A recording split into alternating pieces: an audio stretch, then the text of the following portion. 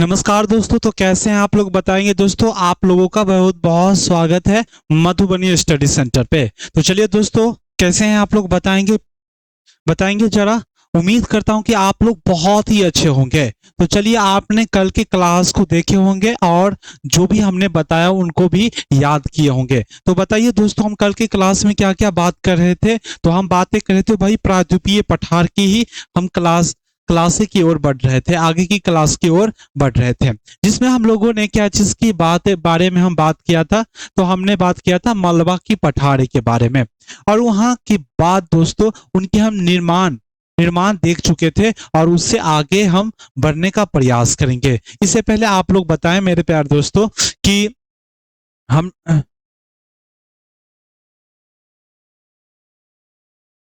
देखिए दोस्तों, इससे पहले एक बार रिकॉल किया किया जाए तो बहुत ही बेहतर होगा। हमने बात किया था प्राचीन गोंडवाना लैंड का प्रायद्वीपीय पठार की। तो ये भाग है, आकार त्रिभुजाकार है और उत्तर से दक्षिण होकर इन सारी चीजों की हम बातें कर लिए थे। जब तक आप लोग जुड़े तब तक मैं एक बार रिवाइज कर देता हूँ। ठीक है। क्षेत्रफल की दृष्टि से देखिए, भारत जो है सबसे बड़ा भौतिक प्रदेश है। उसके बाद प्रायद्वीपीय पठार की पश्चिम वाला भाग जो है घाट है, और पूरब में जो पूर्वी घाट है। इसका दक्षिणी छोर जो है मेरे प्यार दोस्तों कन्याकुमारी है। आगे अगर हम बात करें तो आगे देख सकते हैं प्रायद्वीपीय पठार को दो भागों में बांटा गया है, मध्यवर्ती उच्च भूमि और दक्कन का पठार के बारे में। उसके बाद हम बात करें दोस्तों, तो आप ये हम सारी बातें कर चुके थे। हम बात कर लेते हैं दोस्तों मालवा के पठार के बारे में। ठीक है, मालवा के पठार के बारे में। और मालवा के पठार के बारे में चलिए दोस्तों, आप जो है आप पूरी ध्यान लगा लीजिए यहाँ से पढ़ने के लिए। ठीक है, और धैर्य पूर्वक आप बने रहें।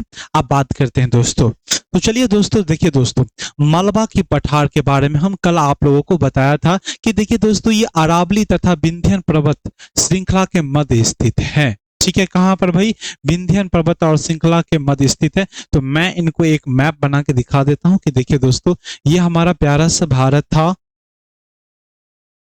ठीक है, कल की क्लास में हमने बताया था। तो देखिए दोस्तों, आप लोगों को बता दो, ये वाला जो भाग है, हमने आपको बताया था कि ये वाला जो भाग है दोस्तों, ये वाला जो भाग है,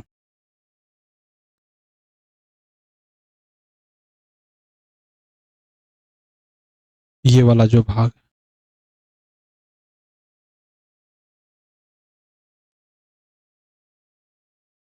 ये वाला जो भाग है, ये हम दक्कन के पठार के बारे में बात की थी।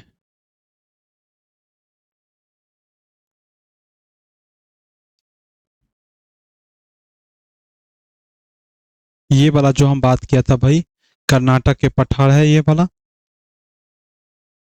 ठीक है, और ये वाला जो भाग बताया था दोस्तों, दक्कन का पठार।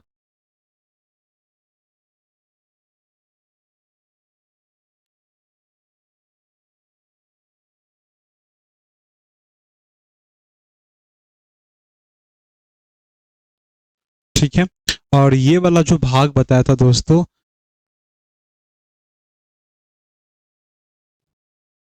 तेलंगाना का पठार।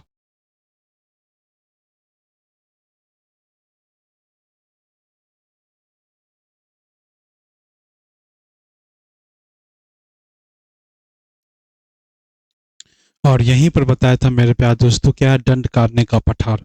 और यहाँ पर बताया था दोस्तों छोटा नागपुर का पठार, यहाँ पर।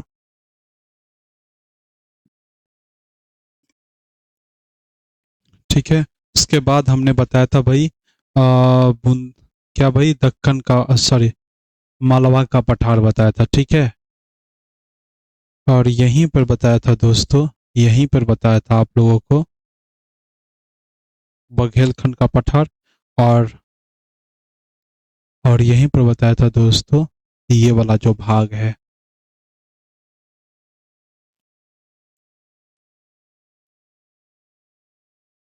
और यहाँ पर आप लोगों को ओ भाई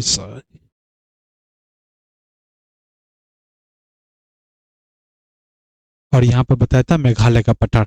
तो आप लोगों को बता दूं दोस्तों, मेरे प्यारे दोस्तों, गौर से देखो इनको कि देखिए दोस्तों, इसे हम क्या बोले थे भाई? इसे हम तेलंगाना का पठार कहे थे भाई,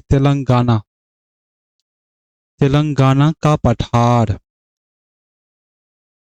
ठीक है, इसे हम क्या कहते हैं भाई? इसे हम बोलते हैं भाई कर्नाटक का पठार। ठीक है, इसे हम क्या बोलते हैं भाई? दक्कन का पठार। ठीक है, और इसे हम क्या बोलते हैं भाई? मालवा का पठार, जो इसी के बारे में चर्चा हम लोग कर रहे थे। ये हो गया भाई बुंदेलखंड का पठार। ठीक है, और ये जो हो गया भाई बघेलखंड का पठार, और ये छोटा नागपुर का पठार, और ये दोस्तों मेघालय का पठार।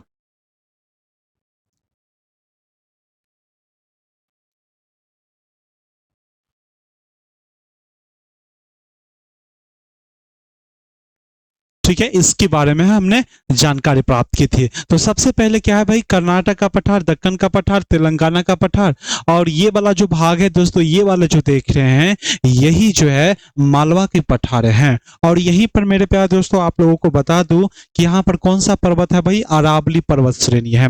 और यहाँ पर क्या भाई? विंध्यन पर्वत श्रेणी है। और यहीं पर विंध्यन के नीचे में क्या भाई? सतपुड़ा पर्वत श्रेणी आपको देखने को मिलेगा। तो चलिए दोस्तों, हमने क्या बताया? कि हमने बताया कि देखिए देखिए दोस्तों, ये जो मालवा का जो पठार है वो किन किन पर्वतों के मध्य है? तो आप बताएंगे तो मेरे प्यारे दोस्तों, ये अरावली पर्वत से लेकर के विंध्यन पर्वत तक विस्तारित है। यानी कि अरावली पर्वत और विंध्यन पर्वत के मध्य में स्थित है। ये बातें हम आपको बताएं तो क्या होगा भाई? तो ये अरावली पथ। ठीक है, ये क्या है भाई? ये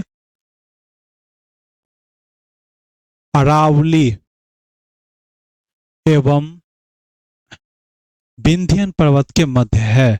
विंध्यन पर्वत के भाई मध्य, विंध्यन पर्वत के मध्य है।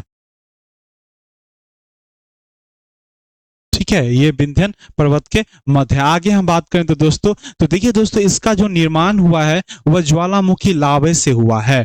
और ये काली मिट्टी का एक मैदान है। ज्वालामुखी से जो कोई निर्माण होता है जिन चट्टानों का, वह काली मृदा का ही निर्माण करता है। देखिए दोस्तों, तो ये हम इसका निर्माण की अगर बात कर ले तो देखिए दोस्तों, निर्माण जो है हम देख लेते हैं, इनका निर्माण कैसे क्या हुआ ये हम बात कर लेते हैं। तो देखिए दोस्तों, इसकी निर्माण की अगर हम बात कर लें,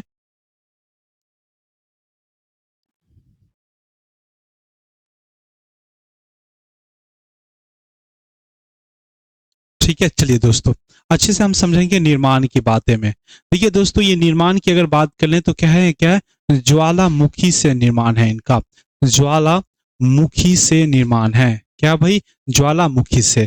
तो देखिए दोस्तों, आप ध्यान देंगे कि ये देखिए, ये हमारा जो पृथ्वी का सतह है, क्या भाई? पृथ्वी का सतह है। और इसके अंदर 100 से 200 किलोमीटर के अंदर, 200 किलोमीटर के अंदर क्या भाई? मैग्मा चेम्बर है। क्या भाई? मैग्मा चैम्बर है। क्या भाई? 100 से 200 किलोमीटर पृथ्वी सतह के नीचे, 100 से 200 किलोमीटर के मध्य मैग्मा चैम्बर पाए जाते हैं। और यही मैग्मा चैम्बर संवहनीय धारा के कारण ये ऊपर आने की कोशिश करते हैं और सतह को बार बार ऊपर आने की कोशिश करती है। और एक समय ऐसा आता है मेरे प्यारे दोस्तों कि ये पृथ्वी की सतह को तोड़कर बाहर निकल जाता है। तो देखिए दोस्तों, ये मैग्मा चैम्बर है, ये मैग्मा चैम्बर है। ठीक है, और एक समय ऐसा आता है कि पृथ्वी को ये तोड़कर बाहर निकल जाता है। ठीक है, ये पृथ्वी को तोड़कर बाहर निकल जाता है। जब ये निकलता है तो ये देखिए दोस्तों, जब अंदर में रहता है मैग्मा रहता है। जब ये जैसे ही बाहर आता है तो उसे हम लावा कहते हैं। क्या कहते हैं भाई? लावा ठंडा होता है, ये ध्यान देंगे। और मैग्मा जो होता है वो गर्म अवस्था में होते हैं। ठीक है, अब जैसे ही ये लावा बाहर निकला तो इससे बन गया भाई, ज्वालामुखी से बना है। ज्वालामुखी क्या होता है? आग होती है। और आग से क्या बनती है? आग्नेय चट्टानें बनती है। अब जब ये आग्नेय चट्टानें बनती है मेरे प्यारे दोस्तों, तो ये देखिए दोस्तों, ये मालवा का पठार की बातें कर रही हूँ। ठीक है, जो कि आग्नेय चट्टानें की आग आग्नेय चट्टानें आग्नेय चट्टान से निर्मित है। चट्टान से निर्मित है। ठीक है, निर्मित है।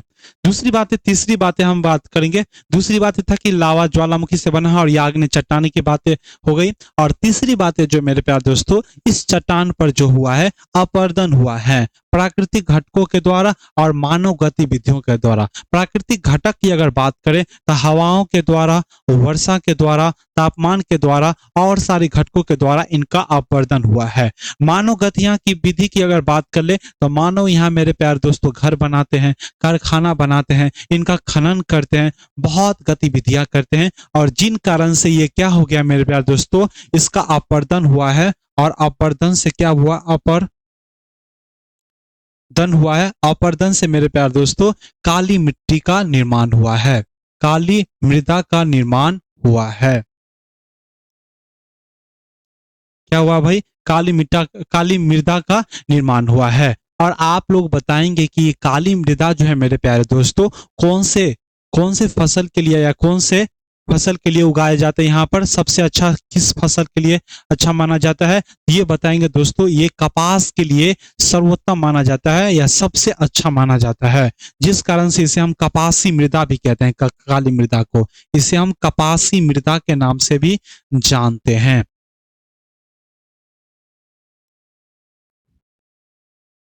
ठीक है। और बात करें और कौन कौन सी फसल उगाए जाते हैं, तो गेहूं उगाए जाते हैं, गन्ना उगाए जाते हैं।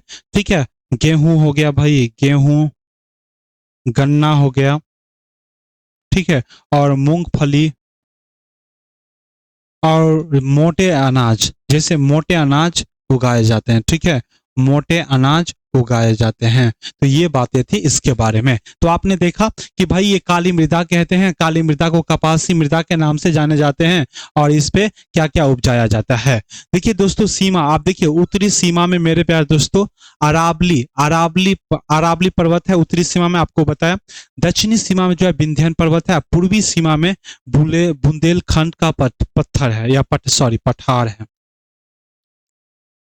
ठीक है, और पश्चिमी सीमा में राजस्थान के मरुस्थलीय, और इसकी लंबाई जो है 530 किलोमीटर है। इसकी लंबाई कितनी है भाई, मालवा पठार की लंबाई कितनी है, 530 किलोमीटर है। और बात करेंगे चौड़े 390 किलोमीटर की चौड़िया। क्षेत्रफल की अगर बात करें तो 1,50,000 वर्ग किलोमीटर है, लगभग 1.5 लाख वर्ग किलोमीटर है। इसका ढाल जो है मेरे प्यारे दोस्तों गंगा घाटी की तरफ है।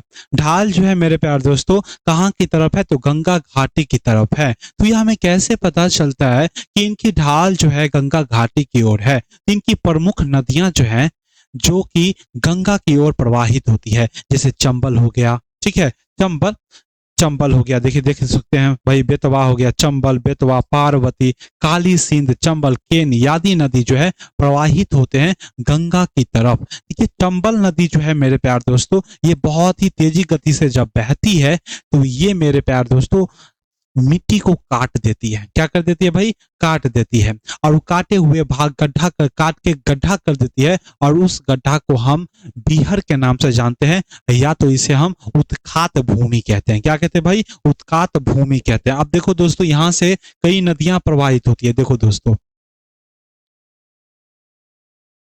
अरे भाई कहाँ चले जाते हो,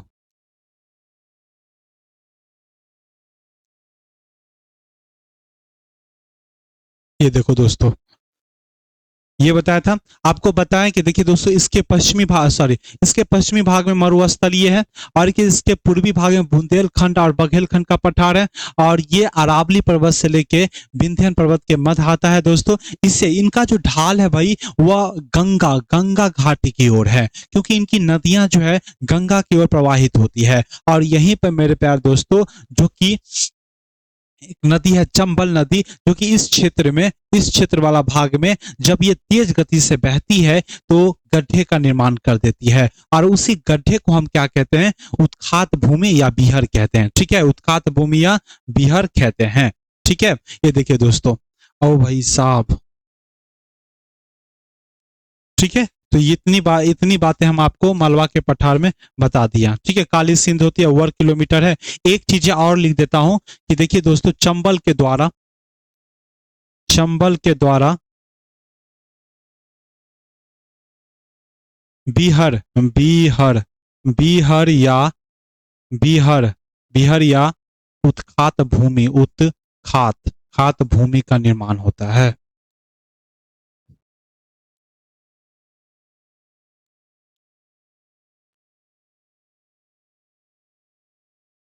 होता है, ठीक है। इतनी बातें हम मालवा के पठार में हम बात करेंगे। चलिए, इतनी बातें आपको समझ में आ गई होगी। हम नेक्स्ट की अगर बात करते हैं दोस्तों, तो नेक्स्ट बात देखेंगे। नेक्स्ट में क्या है, तो वो देखेंगे दोस्तों कि नेक्स्ट में है बुंदेलखंड और बघेलखंड। ठीक है, बुंदेलखंड और बघेलखंड। देखिए दोस्तों, देखिए, बुंदेलखंड और बघेलखंड दोनों को हम एक ही साथ पढ़ लेते हैं, क्योंकि इनका जो अवस्थिति है एक ही जगह है। ठीक है, लगभग एक ही जगह है। तो देखिए दोस्तों, मालवा का पठार का उत्तरी पूर्वी भाग बुंदेलखंड व बघेलखंड के पठार के नाम से जाना जाता है। और आप लोगों को बताया कि मालवा का जो पठार है वो पूर्वी भाग में इसी का विस्तारित है। यह पठार उत्तर में यमुना के मैदान के निकट समाप्त हो जाता है। यमुना के मैदान में समाप्त हो जाता है। और यह पठार ग्वालियर पठार तथा विंध्याचल श्रेणी के मध्य फैला हुआ है। कहाँ फैला हुआ है भाई, तो ये ग्वालियर पठार तथा विंध्याचल श्रेणी के मध्य फैला हुआ है। इसकी ऊंचाई जो है 300 से 600 मीटर है। इनकी ऊंचाई कितनी है भाई, तो 300 से 600 मीटर है। इतनी बातें हम बुंदेलखंड और बघेलखंड के बारे में हम जानेंगे, जो कि मैं आपको बता दूं तो देखो दोस्तों, ये वाला जो भाग है, ये वाला जो है भाई क्या है, बुंदेलखंड और बघेलखंड है। ये यमुना के मैदान में समाप्ति हो जाती है। आप देख सकते हैं मेरे प्यार दोस्तों, बुंदेलखंड और बघेलखंड के पश्चिम वाला भाग में क्या है, मालवा का पठार है। तो ये बातें हम करेंगे, ठीक है। अब हम बात करते हैं दोस्तों, अब जो हम बात करेंगे छोटा नागपुर का पठार। क्या भाई, क्या चीज का है, मेवाड़ का पठार। ठीक है, मेवाड़ का पठार, सॉरी। मेवाड़ की पठार का विस्तार राजस्थान व मध्य प्रदेश, मेवाड़ माधव पठार का विस्तार है। राजस्थान व मध्य पठार अरावली और पर्वत को मालवा के पठार से अलग करने वाली संरचना है। ठीक है, ये बातें हैं। यह अरावली पर्वत से निकलने वाली बनास नदी जो है, बनास नदी के अपवाह क्षेत्र में आता है। ठीक है, बनास नदी चंबल नदी की एक महत्वपूर्ण सहायक नदी है। इसमें अगर ध्यान देते हैं तो थोड़ा बहुत ध्यान देने की जरूरत है, अन्यथा आपको हम इसको पढ़ने की भी जरूरत नहीं है। ठीक है, आगे बात करें तो छोटा नागपुर का पठार। इनको भाई याद करना है आपको जैसे भी करके, क्योंकि यहाँ से एग्जाम रिलेटेड जो क्वेश्चन आते हैं अच्छी खासी आ जाते हैं। ठीक है, पहले पढ़ लेते हैं इनको, तब हम चोटी की बात करेंगे। ठीक है, देखिए दोस्तों, यह मध्य उच्च भूमि का ही हिस्सा है। जो आपको बताया था कि प्रायद्वीपीय पठार को दो भागों में बांटा था, एक मध्यवर्ती उच्च भूमि और एक दक्कन पठार के अंतर्गत। तो ये किसके भाग हैं भाई, तो मध्य उच्च भूमि का ही हिस्सा है। क्षेत्रफल की अगर बात किया जाए तो देखिए 87,239 वर्ग किलोमीटर है। ठीक है, प्रमुख नदियां की अगर बात करें दोस्तों, ये महानदी, सोन नदी, स्वर्ण रेखा, दामोदर और दामोदर नदियां हैं। कहाँ इसकी प्रमुख नदी के कौन कौन है भाई, तो महानदी है, सोन नदी है, स्वर्ण रेखा है और दामोदर नदी है। अब देखिए दोस्तों, दामोदर नदी जो है मेरे प्यार दोस्तों, ये दामोदर नदी ये छोटा नागपुर के पठार, सॉरी ये जो है रांची के पठार और रांची के पठार और भाई हजारीबाग की पठार को अलग करता है। ठीक है, तो ये दामोदर नदी जो है मेरे प्यार दोस्तों, रांची के पठार और हजारीबाग के पठार को अलग करता है। आगे हम बात करें तो दोस्तों आप देख सकते हैं, मैं बात कर लूं तो देखिए दोस्तों, इसका जो है कहां पर छोटा नागपुर का पठार है, तो ये वाला जो भाग है भाई छोटा नागपुर का पठार है। ठीक है, ये क्या है, छोटा नागपुर का पठार है। क्या है भाई, छोटा नागपुर का पठार है। ठीक है, छोटा नागपुर के पठार के बारे में हम बात करें दोस्तों, इनका जो विस्तार है कहाँ कहाँ पर है, इनका जो हम विस्तार की अगर बात कर लें तो देखिए दोस्तों, विस्तार जो है भाई, विस्तार जो है झारखंड वाले क्षेत्र में है। झारखंड में, मुख्यतः झारखंड वाले क्षेत्र में है। उसके अलावा वेस्ट बंगाल में हो जाएगा, वो दक्षिणी बिहार में हो जाएगा भाई, दक्षिणी बिहार में,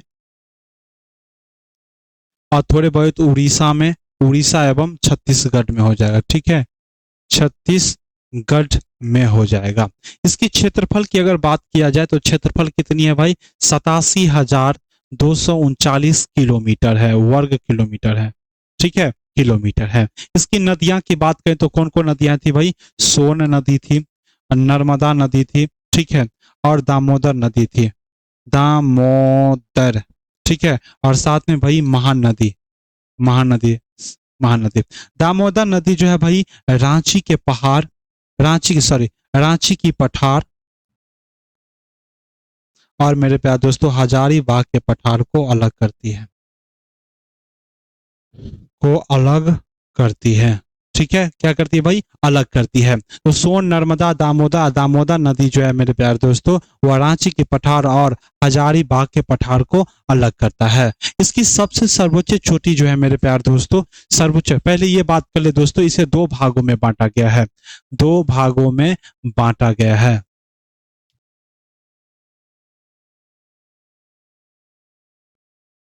कितने भागों में बांटा गया भाई? दो भागों में इसे बांटा गया है। ठीक है, सॉरी सॉरी, इसे तीन भागों में बांटा गया है। नदियां जो है दो भागों में बांट दिया था, लेकिन जो मेरे प्यारे दोस्तों इसे कितने भागों में बांटा गया है? तीन भागों में बांटा गया है। क्योंकि देखिए दोस्तों, क्योंकि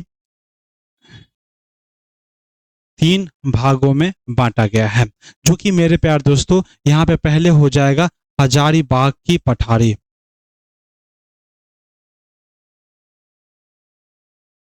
हजारीबाग की पठारी। दूसरा जो हो जाएगा भाई वह रांची या कोडरमा, रांची की पठार। और तीसरा जो हो जाएगा भाई कोडोरमा, कोडोरमा की पठार।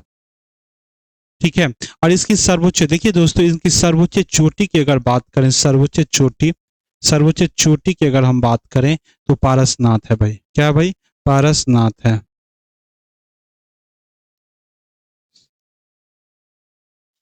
पारसनाथ है, ठीक है, पारसनाथ है। सर्वोच्च चोटी की अगर बात करें तो पारसनाथ है। देखिए दोस्तों ये धनी संपदा से क्या है भाई? ये सॉरी खनिज संपदा से ये धनी है। और मेरे प्यारे दोस्त यहाँ पर नीच कौन कौन सब चट्टाने पाए जाते हैं? तो नीच चट्टाने, ग्रेनाइट आदि चट्टाने की उपस्थिति है। ये बात कर ले, आप फिर से देख ले दोस्तों। आप देखेंगे दोस्तों यह पठार, कई पठारों की बात हुआ, जैसे हजारीबाग का पठार आपको बताया, कोडरमा का पठार भी आपको बताया, रांची का पठार भी आपको बताया, और इसमें ग्रेनाइट एवं नीच चट्टाने भी पाई जाती है।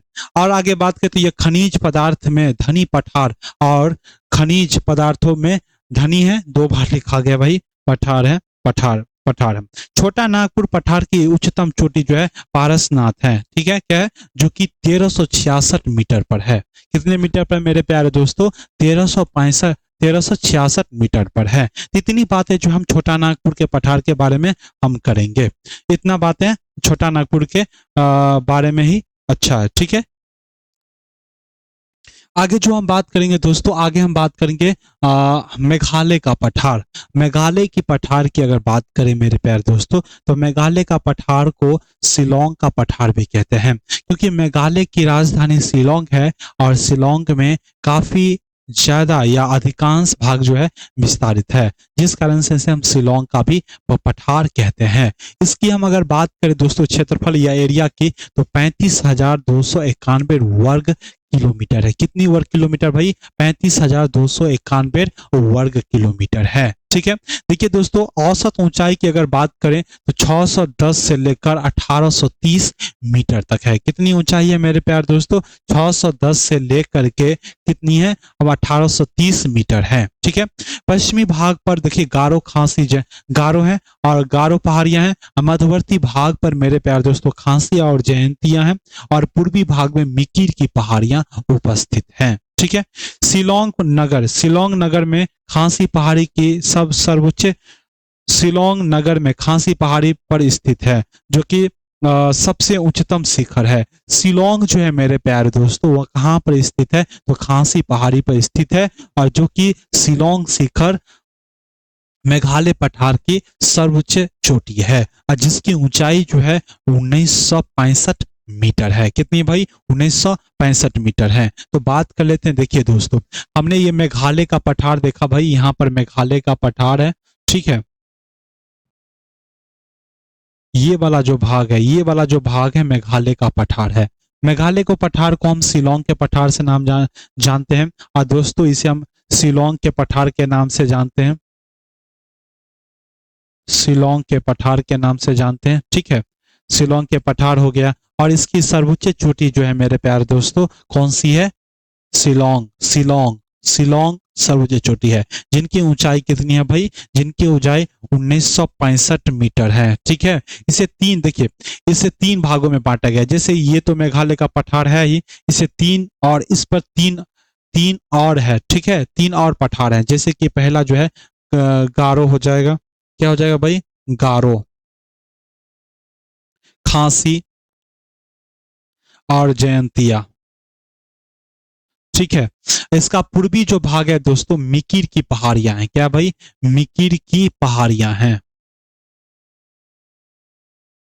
सॉरी, गारो पहाड़ियां, खासी पहाड़ियां और जयंतिया पहाड़ियां हैं। और पूर्वी भाग में जो है मेरे प्यारे दोस्तों कौन सा भाग हो जाएगा? तो आप देख सकते हैं मिकिर की पहाड़ियां है, और पूर्वी भाग में मिकिर की पहाड़ियां उपस्थित हैं। इतनी बातें जो है मेघालय के पठार में हम बातें करेंगे, इतनी ही बातें, अच्छा है, ठीक है। इतनी बातें हम रखेंगे क्योंकि इससे अधिक एग्जाम में आता नहीं है, ठीक है। बस अगर बात करें तो सर्वोच्च चोटी कौन सा है? तो शिलोंग का पठार है। इतनी याद रख लें तो आपका काम बन सकता है, जो कि 1965 मीटर की ऊंचाई पर है। आगे जो हम बात करेंगे दोस्तों, आगे जो बात करेंगे दक्कन का पठार। देखेंगे दोस्तों दक्कन का पठार, ये वाला जो है भारत दोस्तों, ये वाला जो भारत, ये क्षेत्र जो है ये क्या है? दक्कन का पठार है। ये वाला जो भाग है भाई दक्कन का पठार है, ठीक है। जो कि मेरे प्यारे दोस्तों आकार जो है इसका त्रिभुजाकार है। दक्कन की पठार की आकार कैसी है? तो भाई त्रिभुजाकार है। उसके बाद हम बढ़े इसके पूर्व में भाई, इसके पूर्व में पूर्वी घाट और पश्चिमी में पश्चिमी घाट है। इधर आप देखेंगे तो पूर्वी घाट मिल जाएगा, और पश्चिम, सॉरी सॉरी, इधर भाई पश्चिमी में पश्चिमी घाट मिल जाएगा, पश्चिमी घाट, और इधर भाई पूर्वी घाट आपको मिल जाएगा, ठीक है। ये बातें थी। अब देखिए दोस्तों इनमें तीन पहाड़ियों में भाग में बांटा गया है, जो कि मेरे प्यारे दोस्तों मैकाले हो गया, मैकाले, राजपीपला, राजपीपला, और मेरे प्यारे दोस्तों राजपीपला और महादेव की पहाड़ी, महादेव की, सॉरी सॉरी सॉरी, इसे तीन भागों में नहीं सतपुड़ा की बता दिया हूं मैं, ठीक है। तो इसे मैकाले और राजमहल पहाड़ियों के आयादी क्षेत्र में आते हैं। क्षेत्रफल की अगर बात किया जाए तो दोस्तों 7 लाख वर्ग किलोमीटर में इसका विस्तार है। आगे हम बात करें दोस्तों औसत ऊंचाई की अगर बात करें तो 500 से 1000 मीटर है। औसत ऊंचाई कितनी है भाई इसकी? 500 से 1000 मीटर है। विस्तार कहाँ का है? तो भाई महाराष्ट्र में है इसका विस्तार। इसका विस्तार जो है महाराष्ट्र में है, मध्य प्रदेश में है, छत्तीसगढ़ में है, उड़ीसा में है। और बात करें तो पश्चिमी आंध्र प्रदेश, कर्नाटक, तमिलनाडु में निर्माण जो हुआ है उसका ज्वालामुखी लावे से ही इनका निर्माण हुआ है। वही बातें, इनका ज्वालामुखी से निर्माण हुआ है, तो आप ही बताइए यहाँ पर कौन सी मिट्टी होगी? तो यहाँ पर जो मिट्टी होगी मेरे प्यारे दोस्तों वह काली मिट्टी होगी। और काली मिट्टी जो है सबसे बेहतर किसके लिए माना जाता है? तो भाई कपास के लिए, और जिन कारण से इसे कपासी मृदा भी कहते हैं। आप जानते ही हैं चट्टाने कौन कौन पाए जाते हैं? तो ग्रेनाइट चट्टाने, नीस चट्टाने, बेसाल्ट चट्टाने पाए जाते हैं, और चूना पत्थर और क्वार्ट्ज जैसी पाई जाती है। आपको बताया यहाँ पे क्या चीज की उपस्थिति है, कौन सी मिट्टी की उपस्थिति है? तो भाई काली मिट्टी की उपस्थिति है। कौन सी मिट्टी की उपस्थिति है भाई? तो काली मिट्टी की उपस्थिति है। आगे हम बात करेंगे दोस्तों, तो आप देखेंगे दोस्तों, आप बात करेंगे हम सतपुड़ा पर्वतमाला की। किसकी भाई? सतपुड़ा पर्वतमाला की। आपको बता दूं कि आपको हम एक पर्वत बना के दिखा देता हूं, जो कि आप देख सकते हैं मेरे प्यारे दोस्तों।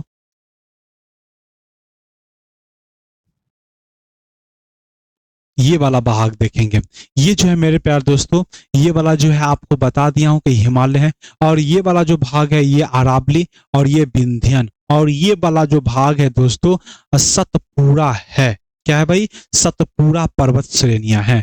कहां पर है? आप देख सकते हैं कि सतपुड़ा विंध्यन के दक्षिण वाले भाग में है। क्या भाई? विंध्यन के दक्षिण वाले भाग में है। सतपुड़ा पर्वत श्रेणी के हम बारे में बात कर लेते हैं, ठीक है।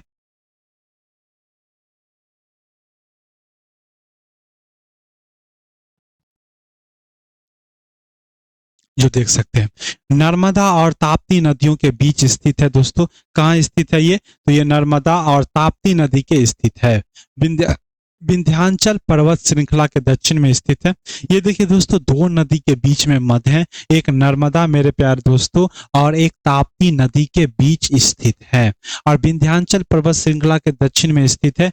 विंध्याचल आपको बताया कि विंध्याचल और विंध्याचल के दक्षिण में स्थित है। ये वाला जो भाग था भाई विंध्या, ये कौन सा अरावली पर्वत श्रेणियां है और ये जो है विंध्याचल पर्वत श्रेणियां है और ये जो है मेरे प्यारे दोस्तों सतपुड़ा पर्वत श्रेणियां हैं। कौन सा भाई? सतपुड़ा पर्वत श्रेणियां हैं। ठीक है, जो कि मेरे प्यारे दोस्तों कौन? नर्मदा और ताप्ती नदियों के बीच स्थित है। नर्मदा बहती है और ताप्ती नदी, नर्मदा मेरे प्यारे दोस्तों और ताप्ती नदी। ठीक है, ये वाला जो भाग हो जाएगा भाई, अरे भाई साहब,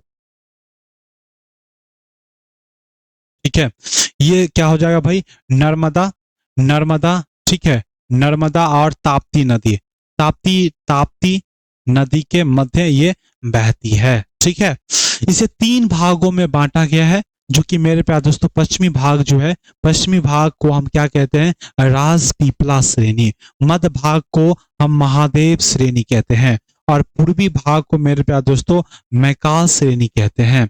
अब देखिए दोस्तों, ये सतपुड़ा पर्वत श्रेणी को तीन भागों में बांटा गया है, जो कि मेरे प्यारे दोस्तों ये वाला जो देखिए दोस्तों, ये वाला जो भाग है ये सतपुड़ा पर्वत श्रेणी है, तो इसे तीन भागों में बांटा गया है। जो कि ये पश्चिमी वाला जो भाग है जिसे हम क्या कहते हैं? जिसे हम राजपीपला कहते हैं, राजपीपला। ठीक है, और इसको हम क्या कहते हैं भाई? बीच में कौन रहता है? महादेव। ठीक है, और इसे हम क्या कहते हैं मेरे प्यारे दोस्तों? मैकाले। क्या भाई? मैकाले, मैकाले श्रेणी।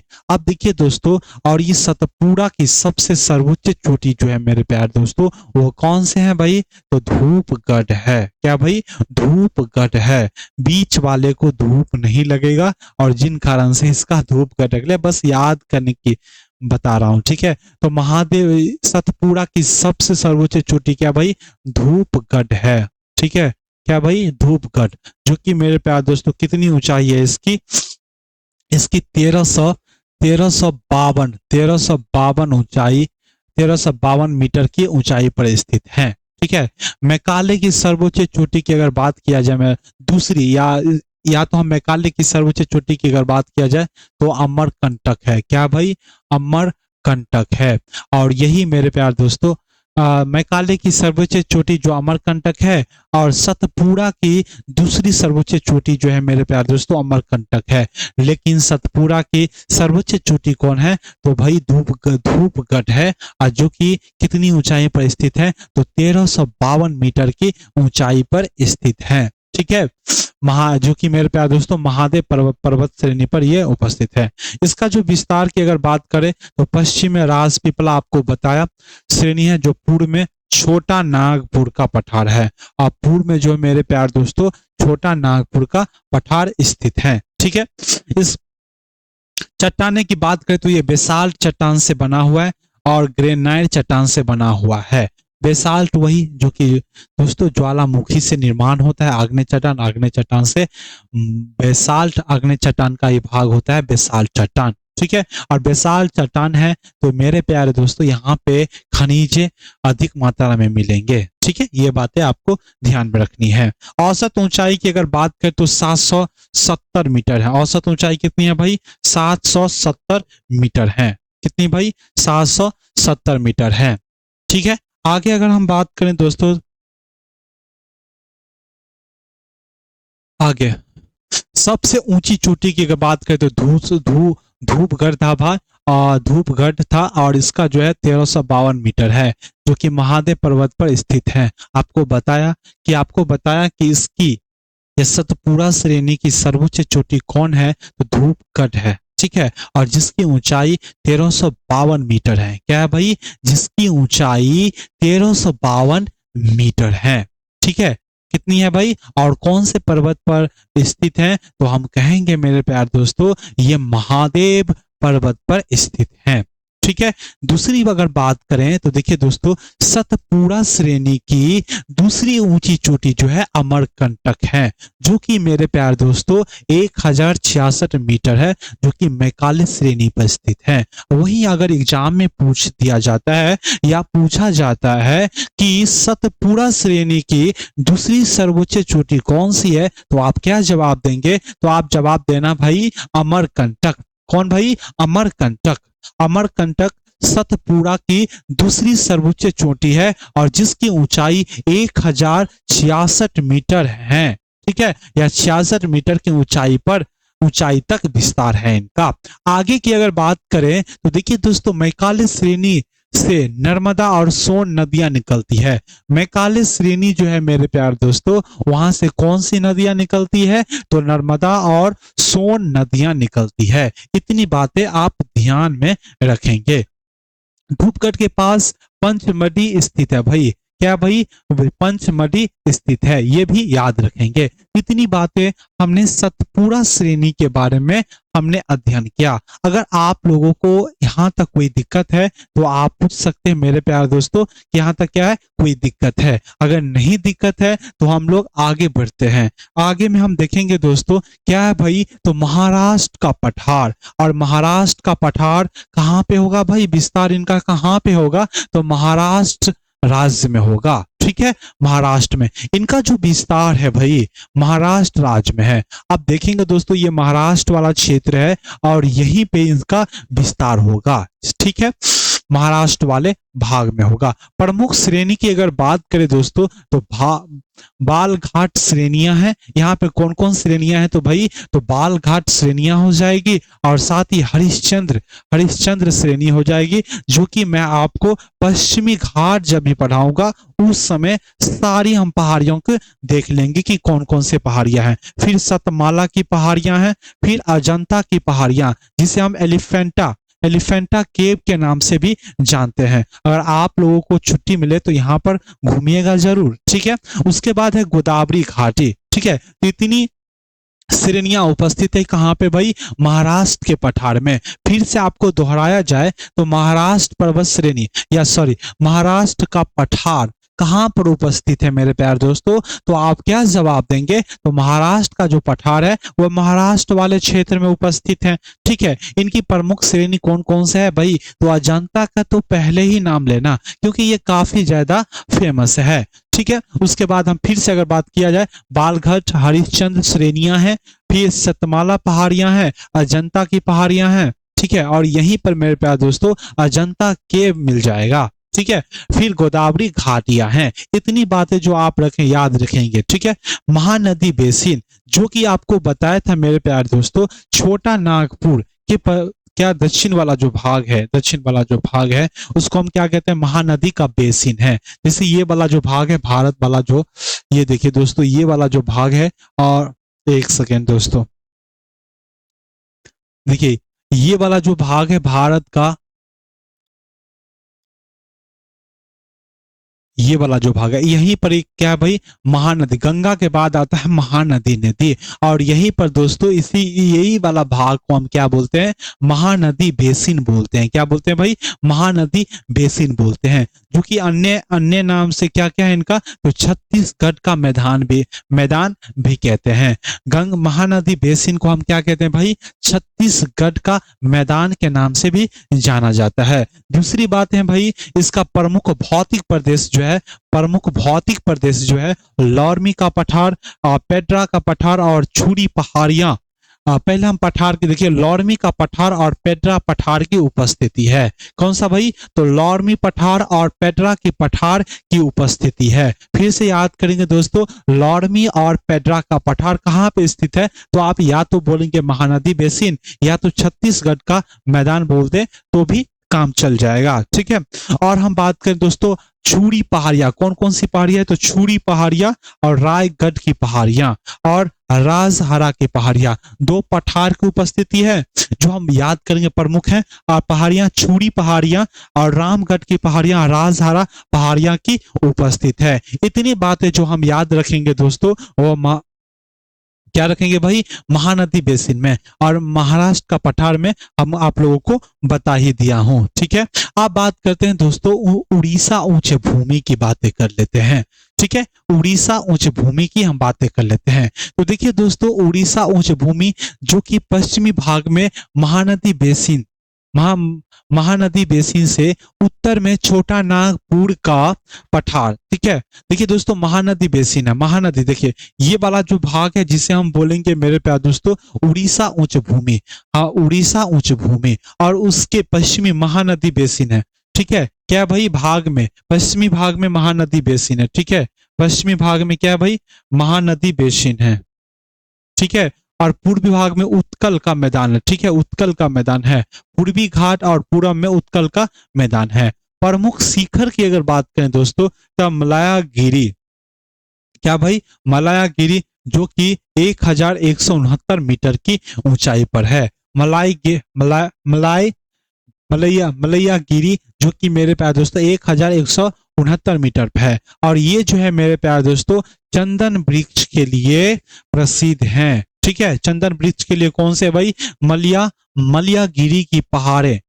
ठीक है, जो कि चंदन वृक्ष के लिए काफी ज्यादा मशहूर हैं। ठीक है, उसके बाद मेघसानी हो जाएगा, और महेंद्रगिरी पर्वत जैसी श्रृंखला यहाँ पर है।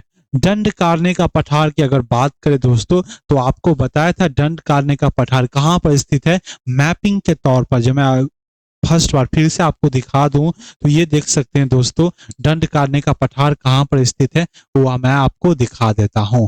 देखिए दोस्तों, ये वाला जो भाग है, ये जो है क्या भाई, दंडकारण्य का पठार है, जो कि मैं आपको बता दिया था। ये तेलंगाना का पठार है, और ये छोटा नागपुर का पठार, मेघालय का पठार, और ये जो है भाई दंडकारण्य का पठार है। क्या भाई, दंडकारण्य का पठार हैं, इनको आप याद रखेंगे।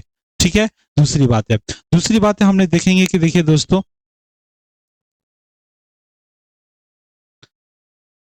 ये बातें हो रही थी दंडकारण्य के पठार। ठीक है, भारत के मध्यवर्ती भाग में स्थित था, आप देख सकते हैं। तो ये वाला जो भाग था वो दंडकारण्य का पठार था, और जो कि भारत के मध्यवर्ती भाग में इनकी उपस्थिति है। आगे अगर हम बात करें दोस्तों विस्तार की अगर बात करें, तो ये उड़ीसा में, ठीक है, छत्तीसगढ़ में, और साथ ही तेलंगाना और महाराष्ट्र, आंध्र प्रदेश, ठीक है, इसमें विस्तारित। कहाँ कहाँ विस्तारित? तो उड़ीसा, छत्तीसगढ़, तेलंगाना, महाराष्ट्र और आंध्र प्रदेश क्षेत्रों में क्या है भाई, विस्तार है इनकी। आगे हम बात करें क्षेत्रफल की अगर बात किया जाए, तो लगभग 90,000 वर्ग किलोमीटर में इनका विस्तारित है। कितना भाई? 90,000 वर्ग किलोमीटर में कौन से पठार का विस्तारित है? तो दंडकारण्य की पठार की विस्तार है। आगे हम बात करेंगे दोस्तों कर्नाटक की पठार है, जो कि कर्नाटक और तेलंगाना आंध्र प्रदेश का पठार, कर्नाटक का पठार, जो कि हम देखेंगे दोस्तों इनका जो विस्तार है वह कर्नाटक और केरल वाले क्षेत्र में है। तेलंगाना का पठार जो कि आपको बताया, जो कि कहां पर उपस्थित है भाई? कर्नाटक और आंध्र प्रदेश में, ठीक है। कर्नाटक और केरल में इनका विस्तार है। औसत ऊंचाई की अगर बात करें भाई, तो 600 से 900 मीटर है। औसत ऊंचाई कितनी है भाई? 600 से 900 मीटर की इसकी ऊंचाई है। आगे जो हम बात करेंगे दोस्तों, आगे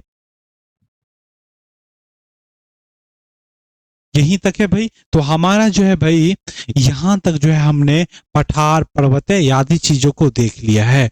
कल की क्लास में हम बात करेंगे घाट की बात करेंगे, यानी कि भारतीय घाट की बात करेंगे। किसकी बात करेंगे भाई? भारतीय घाट की हम बात करेंगे। किसकी चर्चा करेंगे? तो आप एक बार इनको पढ़ के भी आइएगा, और साथ में हम बताने की कोशिश करेंगे, और उससे आपके भूलने की जो चांस है वो कम हो जाएगी। तो धन्यवाद दोस्तों, हम कल के क्लास में भारतीय घाट की चर्चा करेंगे, और आप लोग पढ़ के आइएगा। ठीक है, धन्यवाद दोस्तों।